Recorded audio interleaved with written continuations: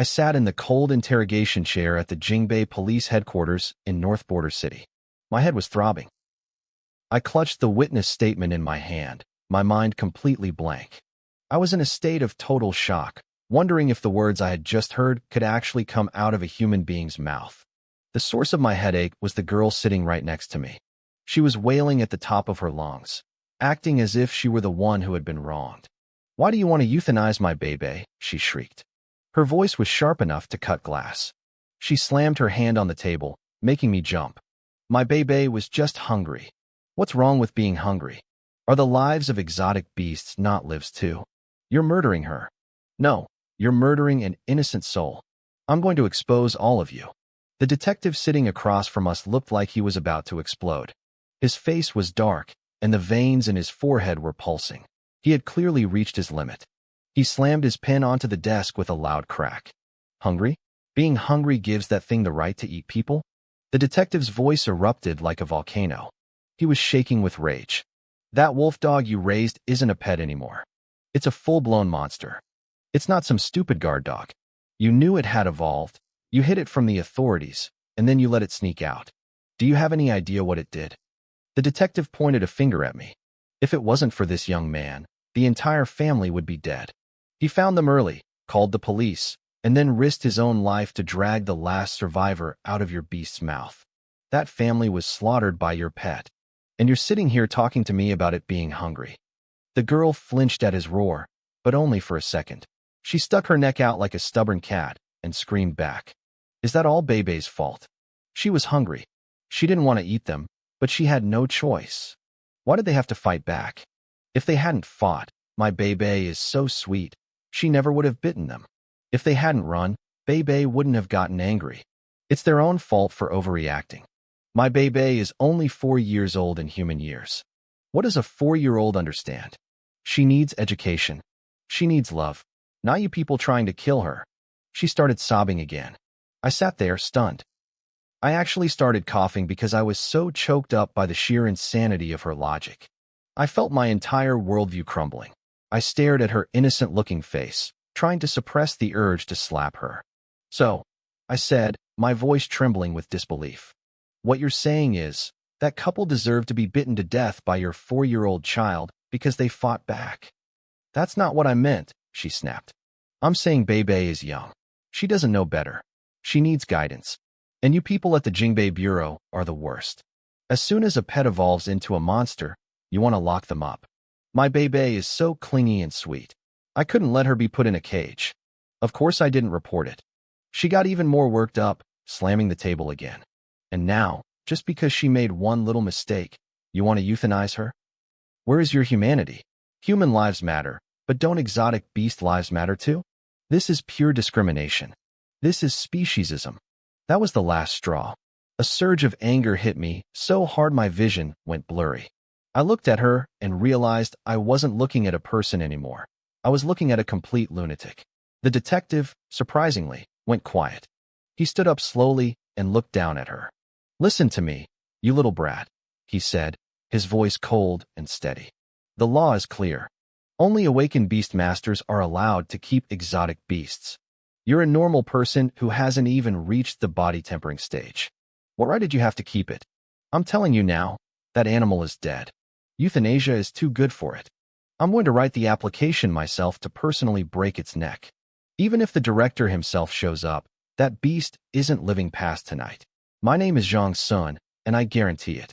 "You wouldn't dare," she screamed, hysterical now. "I'll complain. I'll vote against you. Let me out. I want a lawyer. I'll expose you murderers." "Let you out?" "In your dreams," Zhang Sun barked, slamming the table one last time. "2 people are dead because of your pet. I'm telling you right now, if I don't see you spend the rest of your life in a cell, I'll take your last name." The girl finally shut up, terrified by his intensity.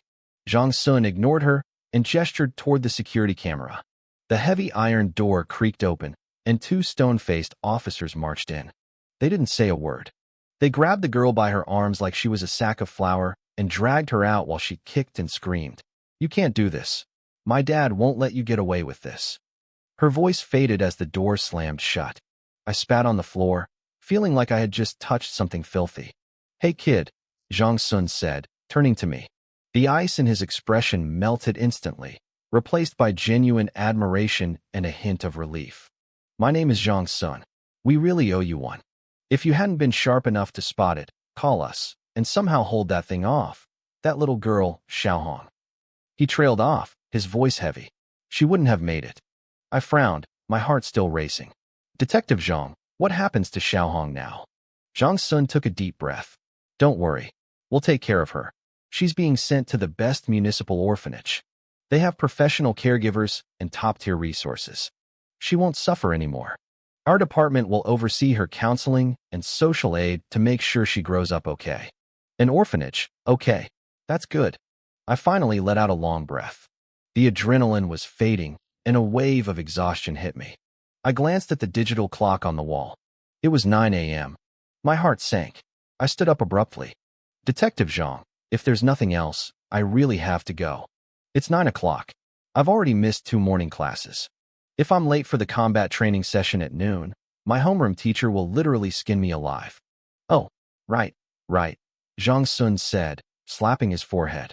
I'm so frustrated by that idiot girl that I forgot. Let me look at you. He scanned my school uniform, which was covered in dust and dark brown bloodstains. His eyes shone with even more respect. Jinglan High School, huh? That's the top martial arts school in North Border City. The best of the best. He clapped a heavy hand on my shoulder. With your instincts and skills, you'll breeze into a top-tier martial arts university in a couple of years. Longyuan, Beidou, you name it. I believe in you. He paused, his expression turning serious as he pointed to my statement. As for this incident, I'll personally handle the Bravery Award and the city's public commendation. I'll make sure the news is delivered to your school with a marching band. And this statement? The part where you risked your life to stop a monster and save a child? I'll make sure every single word is recorded. I'll write this into your permanent file personally, Zhang Sun said, his eyes gleaming. Kid, this is a golden ticket. Whether you apply for a top university, the Special Affairs Bureau, or the military, this commendation is a heavy-duty stepping stone. It carries a lot of weight. I felt a surge of excitement. That's amazing. Thanks, Detective Zhang. A cash reward was great, but a boost to my official record was a life-changer. This was a massive win. I grabbed my blue and white school jacket from the back of the chair, swung it over my shoulder with a practiced flick, and waved goodbye. I'm really heading out now. Go on, get moving, Zhang Sun laughed. Watch yourself out there. If you ever run into trouble in North Border City, don't be a stranger. Come find me at the 3rd Criminal Investigation Squad. He stood at the door, waving until my lean figure disappeared down the hallway. Only then did his smile fade, replaced by a look of pure awe. He couldn't stop replaying the security footage in his mind. In that cramped, dingy corridor, a skinny kid in a high school uniform had stood like a wall in front of a terrified little girl.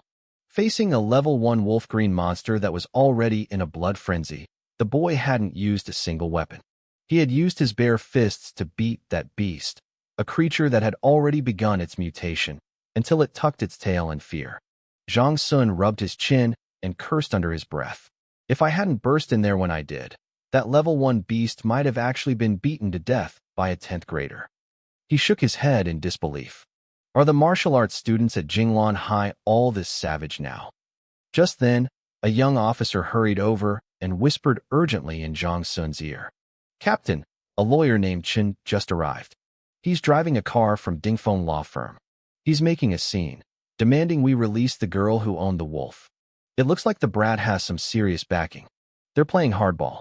Dingfeng. Zhang Sun's expression turned cold. A murderous aura flared around him. Fine. Lead the way. I want to see which high and mighty bastard thinks they can raise a mutated beast in the middle of the city. Someone almost died. I don't care who her father is. This case isn't going anywhere. I walked out of the security bureau's heavy gates, the massive shield emblem looming behind me.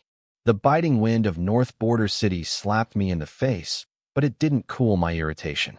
I thought back to that girl in the interrogation room, her talk of racial discrimination and how the 4-year-old monster needed love. Discrimination?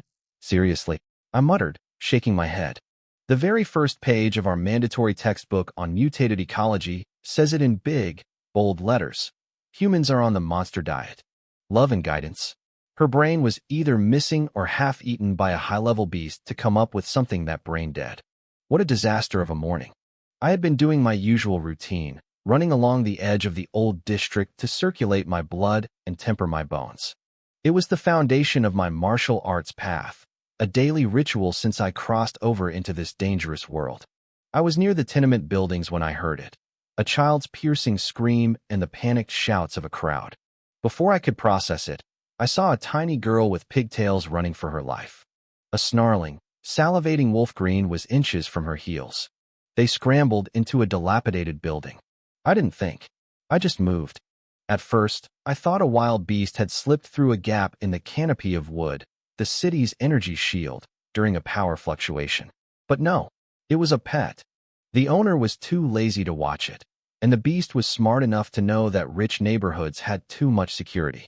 It had come to the slums to hunt workers and their children. I looked up at the sky. The faint blue shimmer of the canopy of wood rippled in the sunlight, protecting us day and night. But beyond that shield, deep within the churning purple clouds of energy, I could see the massive, terrifying silhouettes of monsters shifting in the distance. The pressure was suffocating. Damn this world, I hissed. My blood boiled with a mix of frustration and rage. System, open panel. With a thought, a translucent blue screen flickered into existence before my eyes. Myriad Realms Blade Sovereign Template System. Name, Tan Xing. Cultivation, Body Tempering Level 5, Initial Bone/Skin Reinforcement. Cultivation Method, National 18th Body Refinement Exercise, 99% Mastery. Combat Skills, 18 Styles of Sanda, 88% Mastery. Basic Blade Technique, 45% Mastery. Grasshopping Steps, 88% Mastery. Current Template, The Lone Wanderer, Tian Buoguang, Swordsman of the World. Activation Progress, 25%. Template Skills, Blade Mastery, Movement Mastery. Energy Essence, 60 points. Next Draw, 1,000 points, requires 100% template activation. A grin tugged at my lips. Every time I saw this panel, the thrill of getting stronger surged through me. This system was my only hope for survival on this terrifying version of Earth, where spiritual chi had returned, martial arts ruled, and ancient gods whispered in the shadows. With enough essence, I could level up my cultivation, master any skill, and pull new character templates. But getting that essence? The last 8 years of my life had been a blood-soaked grind. When I realized at age 12 that I needed essence to grow, I headed straight for the slaughterhouses of North Border City. For 3 years, I worked like a literal animal. Every slaughterhouse owner in the city knew Kid Tan. They loved me because I was free labor that worked harder than anyone else. Chickens, ducks, pigs, cows, I killed them all. I even hunted the occasional semi-mutated beast that showed up in the pens. My blade was so fast it made veteran butchers blush. The stench of blood and filth was my training ground. No one at Jinglan High would ever guess that their sunny, handsome classmate spent his childhood knee-deep in gore just to survive. Deep down, I was already a seasoned butcher with a cold, precise hand. Exactly 1 year ago, I finally hit my goal. I had spent 3 long years grinding in the filth of the slaughterhouses just to scrape together 100 points of essence. When the system's cold notification finally chimed, my heart nearly leaped out of my throat. I held my breath as lights swirled in my mind, forming a blurry figure. I saw the silhouette of someone with elegant movement and sharp, lethal blade skills. My expectations were sky-high. Then, the template locked in. It was Tian Buoguang from the world of Xiaoao Jianghu.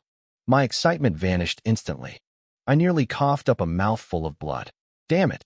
Tian Buoguang was the infamous 10,000-mile loner, the most notorious bandit in the stories. I couldn't believe he was my first draw. I felt like a million curses were screaming in my head, but the moment the template fused with my soul, the world shifted. The blade, which used to be a heavy tool I could barely grip, suddenly felt like an extension of my own arm. An incredible sense of rhythm and intuition took over.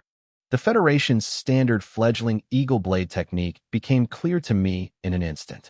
My legs felt weightless. The grass-hopping steps became second nature, making my movements slippery and impossibly fast.